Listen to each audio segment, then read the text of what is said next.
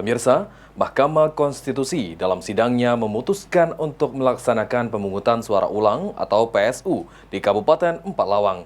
Dengan putusan pengamat politik berharap agar PSU tidak mengganggu proses pembangunan di Empalawang ke depannya.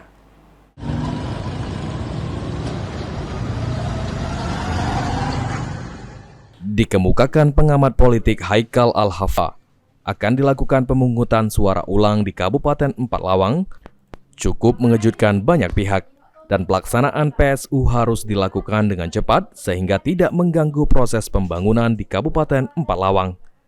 Haikal juga menyampaikan, jika akan dilakukannya PSU tentunya tidak dapat menyalahkan pihak penyelenggara yakni KPU Empalawang.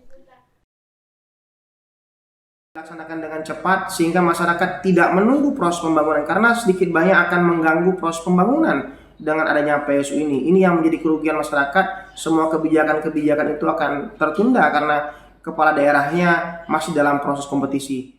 Diketahui sebelumnya dalam Pilkada serentak 2024, pasangan Jonci Arifai ditetapkan sebagai pemenang Pilkada Empalawang oleh KPU Empalawang dengan meraih suara sebanyak lebih dari 80%.